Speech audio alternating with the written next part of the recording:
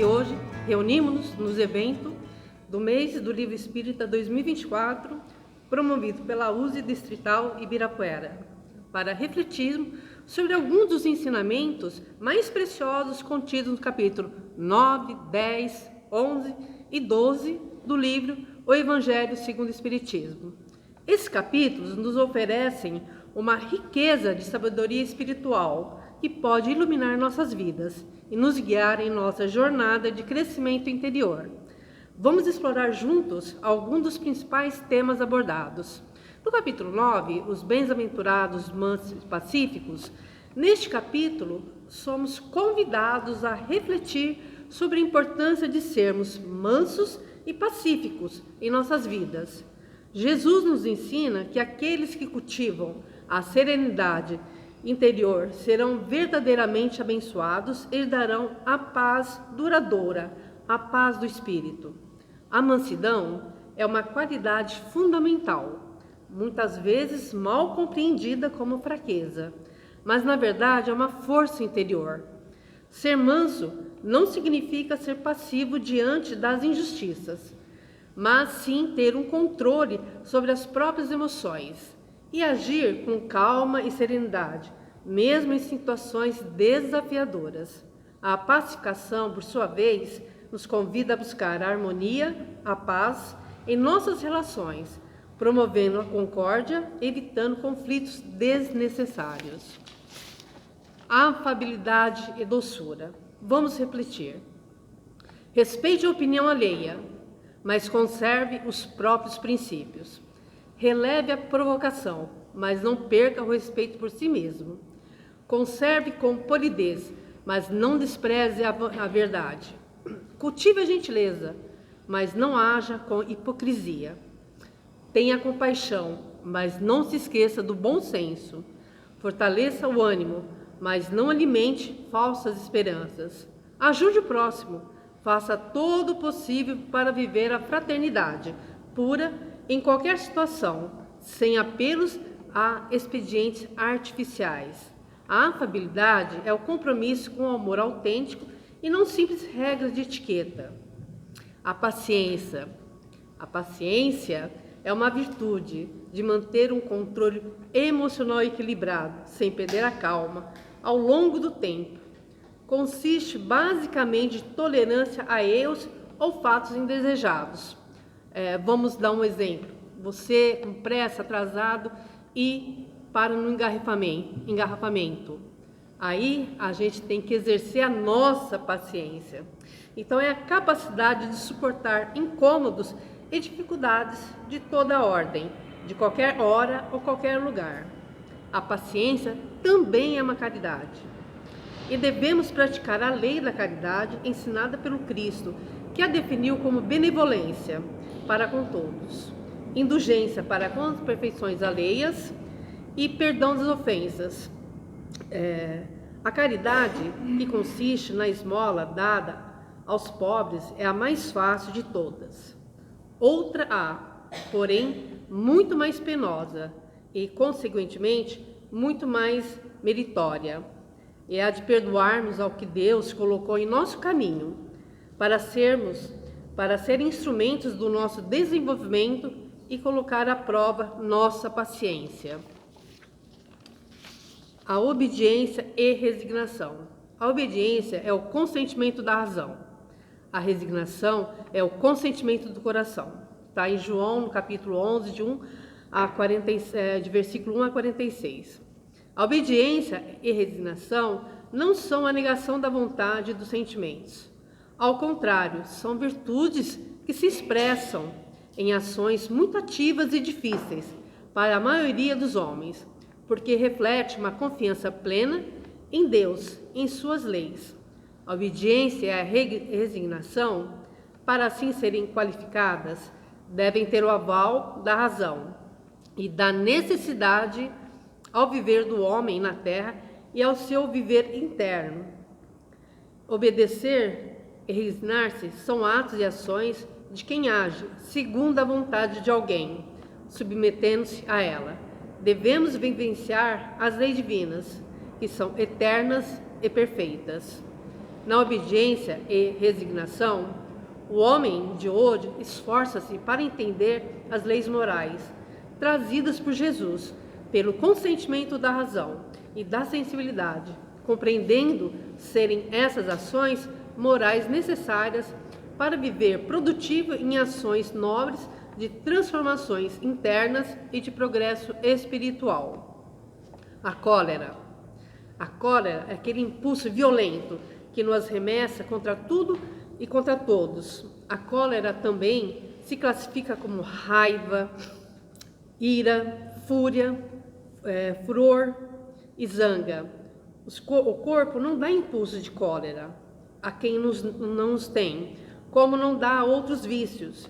Os espíritos nos ensinam que todas as virtudes e todos os vícios são inerentes ao espírito. A cólera nada resolve, é contrária à caridade e humildade e apenas traz infelicidade. Por isso, devemos nos esforçar para dominá-la, evitando ações infelizes que certamente trará arrependimentos quando retomarmos a razão. Aí iniciamos o capítulo 10, bem-aventurados que são misericordiosos. No capítulo 10, somos convidados a refletir sobre a misericórdia. Ser misericordioso é cultivar a compaixão e a empatia em relação aos outros. É estender a mão para ajudar aqueles que estão em sofrimento, sem julgamentos ou preconceitos. A misericórdia nos leva a agir com bondade e compreensão, reconhecendo a humanidade em cada ser. O perdão das ofensas. O apóstolo Paulo, em uma mensagem inserida em um Evangelho segundo o Espiritismo, afirma que perdoar aos inimigos é pedir perdão para vós mesmos. Perdoar os amigos é dar prova de amizade. Perdoar as ofensas é mostrar que se melhora. Perdoai, pois, meus amigos, para que Deus vos perdoe. Porque se fortes, duros, exigentes, inflexíveis, se guardastes até mesmo uma ligeira ofensa, como quereis que Deus esqueça que todos os dias tendes uma grande necessidade de indulgência? A reflexão sobre esse tema é longa e profunda, porque a verdade dessa afirmação mexe em fundo em nossa alma. E se compreendermos essa verdade, deparamos com a nossa dificuldade em aplicar o perdão, porque sempre nos sentiremos vítimas baseadas em razões que a própria razão desconhece. Perdoar não é apoiar comportamentos que nos tragam dores físicas ou morais. Não é fingir que tudo corre bem, quando percebemos o contrário à nossa volta. Perdoar não é ser conivente com as condutas inadequadas. Perdoar é compreender amplamente o outro, seus limites, suas razões, sem abdicarmos dos nossos direitos. E por que não, dos nossos limites também. Perdoar é se libertar. A indulgência. A indulgência é um dos itens da caridade que significa doçura de dentro. Trata-se de uma excelente vacina eficaz na prevenção contra os preconceitos. Se somos indulgentes, tudo que sai de dentro de nós é doçura. É doçura na fala, no sorriso, no olhar, no aplicar um passe, em dar opiniões, etc. A questão número 886 do Livro dos Espíritos esclarece-nos que a caridade consiste, inclusive, em sermos indulgentes para com as imperfeições dos outros, ou seja, valorizando as pessoas sem apontar-lhes os defeitos que ainda carregam, porque defeitos todos temos, principalmente no que se refere à moralidade, e devemos lutar com muito esforço para vencê-los. Precisamos reconhecer nossas próprias fraquezas e buscar a sintonia com os bons pensamentos, praticando a caridade e sempre que possível. Dentro dos exemplos, podemos citar o episódio do título A Mulher Adúltera, no Evangelho narrado por João, capítulo 8, versículos de 1 a 11. Quando Jesus, envolvido pelo seu espírito empático de sempre, valorizando naturalmente aquela mulher, defendendo-a com sua atitude moral, autoridade moral, indicou-lhe o caminho para a evolução espiritual e na expressão vai, e não voltes a errar. Com isso, Jesus deu a oportunidade para ela seguir sua vida, proporcionando uma nova visão e deixando a mensagem que ela pode vencer a indulgência como qualquer outro preconceito. O capítulo 11, amar o próximo como a si mesmo, nos apresenta o mandamento de amar o próximo como a si mesmo. Este é um dos princípios mais fundamentais do Evangelho, que nos lembra da importância de cultivar o amor e a fraternidade em nossas relações. Amando o próximo como a si mesmo, reconhecemos a igualdade de todos perante Deus e buscamos tratar os outros com respeito, dignidade e carinho.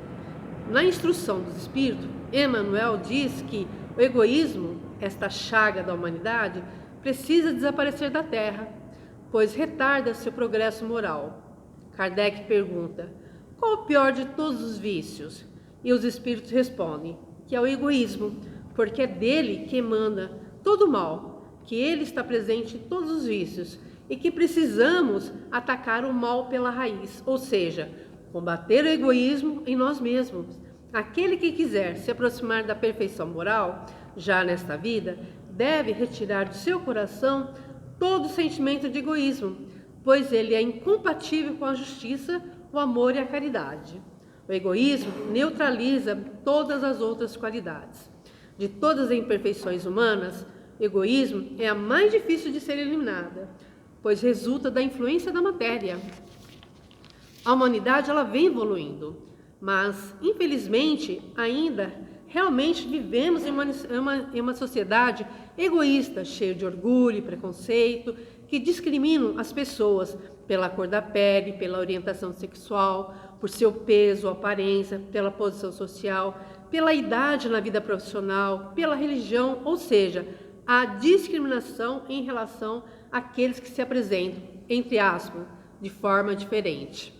O egoísmo, filho do orgulho, gera ambição, a cobiça, a inveja, o ódio, o ciúme, que magoa o homem a cada instante e leva à perturbação de todas as relações sociais, nos explica Kardec na questão 917 do Livro dos Espíritos. Agora pensem comigo, quem faz parte dessa sociedade ainda egoísta somos nós mesmos, então nós temos um grande desafio pela frente. O Espiritismo nos mostra o caminho para que consigamos atuar como agentes transformadores da sociedade, uma vez que nos ensina a buscar em nós mesmos esta mudança através do conhecimento que gera ação renovadora pela força da vontade. Somos responsáveis pela nossa transformação moral e, por consequência, também somos responsáveis pela transformação dos nossos semelhantes, uma vez que estamos conectados uns aos outros e podemos influenciar o próximo pelos nossos bons exemplos. Para superarmos tantos desafios, precisamos nos educar espiritualmente. E o Evangelho é o roteiro seguro que nos conduzirá nesse processo educativo, pois temos que conhecê-lo, refletir cada ensinamento, sentir no fundo do coração cada instrução, para em seguida iniciarmos o processo de vivenciar em nosso dia a dia esses preciosos e luminosos ensinamentos. A educação, pontua Kardec na questão 917, constitui a chave do progresso moral da humanidade. E os Espíritos esclarecem: se o princípio da caridade e da fraternidade for a base das instituições sociais, das relações legais do povo para povo e de homem para homem, cada um pensará menos em si próprio, vendo que os outros pensam nele, e assim sofrerá a influência moralizadora do exemplo e do convívio. A caridade é o sentimento oposto ao egoísmo. Ela é a abnegação da personalidade, o egoísmo é a exaltação da personalidade. A caridade diz: para você em primeiro lugar, para mim depois, e o egoísmo diz: tudo para mim, tudo para os meus e nada para vocês. Na caridade está toda a palavra do Cristo: fazer aos outros o que queremos que os outros nos façam. Com o egoísmo prevalece o interesse pessoal. Cada um vive para si, vendo no semelhante apenas um oponente, um rival que pode concorrer com ele, que pode explorá-lo, aquele que fará o possível para chegar antes, custe o que custar. Substituindo o egoísmo pela caridade, tudo se modificará. Ninguém procurará fazer o mal ao seu vizinho. O ódio e o ciúme se extinguirão por falta de combustível. E o homem viverá em paz, ajudando-se mutuamente em vez de se destruírem. Todas as instituições sociais serão fundadas sobre o princípio da solidariedade e da reciprocidade. O mais forte ajudará o mais necessitado, em vez de explorá-lo. Educando os homens para o bem, certamente teremos uma sociedade moralizada, que possamos pôr em prática os fundamentos do Evangelho, para o bem, o amor e a fraternidade. Nos conduz a uma sociedade mais fraterna e que esteja pronta para enfrentar todos os desafios que ainda virão nos próximos séculos. Conforme vamos adquirindo conhecimento e desenvolvendo as virtudes, nos libertamos de tudo aquilo que nos amarra aos sentimentos inferiores e vamos assim avançando, deixando o mal para trás, nos tornamos mais livres, mais conscientes dos nossos deveres e da nossa relação com quem está ao nosso lado. Através dos nossos esforços e da nossa vontade, trilhando no caminho do bem, avançaremos com o auxílio das virtudes conquistadas. Vamos utilizar nosso livre-arbítrio, essa liberdade que possuímos de agir, para realmente agirmos entendendo, em primeiro lugar, que a lei do amor é o ensinamento mais importante. O efeito da lei do amor é o aperfeiçoamento moral de todos nós. Vamos entendendo que o progresso e o aperfeiçoamento moral do indivíduo e, por consequência, o coletivo, começaremos a praticar a lei do amor e seguiremos o ensinamento de Jesus. Amem o próximo como a si mesmo. Por fim, no capítulo 12, somos desafiados a amar os nossos inimigos. Este é o ensinamento mais profundo e transformador do Evangelho. Amar os inimigos não significa concordar com suas ações ou aceitar o mal que possam fazer, mas sim cultivar sentimentos de perdão, compaixão e até mesmo desejar o bem daqueles que nos prejudicam. É um convite a superar o ódio, a vingança e a buscar a reconciliação, mesmo nas situações mais difíceis. A vingança é um dos últimos resíduos dos costumes bárbaros que tende a desaparecer dentre os homens. Jules Olivier, o espírito de Jules Olivier, em Paris, 1862, que é a vingança institucionalizada pela ignorância das leis divinas e pela imperfeição intelectual e moral do homem, no seu orgulho e no seu egoísmo. Ela é como o duelo, um dos derradeiros vestígios daqueles costumes selvagens que debatia a humanidade no começo da era cristã. Por isso, a vingança é um índice seguro do atraso dos homens que a ela se entregam, dos espíritos que ainda podem inspirá-la. Vingar-se é ainda, vos o sabeis, de tal maneira contrário a esse preceito do Cristo. Perdoai os vossos inimigos, que aqueles que se recusam a perdoar não somente não é espírita, como também não é cristão.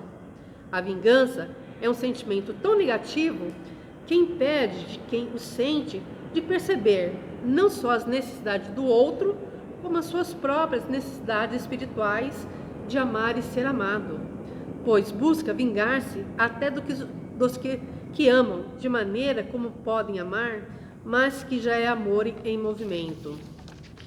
O desejo de vingança leva o vingador a alegrar-se com os sofrimentos alheios e com a sua participação em provocá-los, impedindo o desenvolvimento dos sentimentos da piedade, da compaixão, da abnegação, do amor.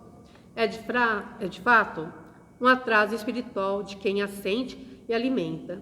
Necessita, pois, da compaixão, do perdão, das preces, de todos os que assim a percebem, assim como Jesus ensinou e exemplificou. O ódio. Francisco de Assis já falava: Onde houver ódio, que eu levo o amor. O ódio nada mais é que um sentimento de raiva mais intenso. A pessoa começa a perder o controle sobre este sentimento e, caso não consiga transformá-lo, passa a praticar atos negativos. Por exemplo, desejar o mal para o próximo. Busquemos eliminar em nós qualquer sentimento de antipatia, de animosidade, de raiva, para não alimentar esse sentimento de ódio, que só nos traz dores e sofrimentos. O Espiritismo, explicando a lei de causa e efeito em tudo que se faz, na colheita obrigatória da semeadura, dá a razão principal de evitar-se fazer o mal e da necessidade de fazer o bem, para que a felicidade tão almejada por todos seja uma realidade para cada um. Quem assim entende e se sensibiliza é capaz de sentir amor, até aos que agem, provocando indiferença, ódio e desprezo, visto compreendê-los como os irmãos imperfeitos, como todos, mas em processo evolutivo que merece consideração, respeito e até amor. Kardec diz na introdução do livro que essa obra é para uso de todos. Nela, qualquer um pode encontrar os meios de adequar sua conduta à moral ensinada pelo Cristo. Os espíritas, de modo especial, encontrarão no Evangelho um meio seguro de como aplicar a doutrina espírita na prática. Em resumo, esses 4 capítulos nos convidam a cultivar qualidades essenciais como mansidão, pacificação, misericórdia, amor ao próximo e aos inimigos. São os princípios que nos ajudam a construir as relações mais importantes, a promover a justiça e a paz e a crescer espiritualmente em nosso caminho de evolução. O efeito da lei do amor é o aperfeiçoamento moral de todos nós, a liberdade da fraternidade e da igualdade. Onde houver a convivência fraterna e respeito ao próximo, haverá prática da justiça e, consequentemente, haverá liberdade. Quando chegarmos nesse ponto, presenciaremos em nossas futuras encarnações a prática das virtudes decorrentes do amor, ou seja, a caridade, a humildade, a paciência, a resignação e a dedicação com o próximo, e avançaremos firmes nesse processo contínuo de educação espiritual. Que sejamos caridosos, fraternos e, acima de tudo, livres pela aquisição das qualidades morais conquistadas. Muito obrigada.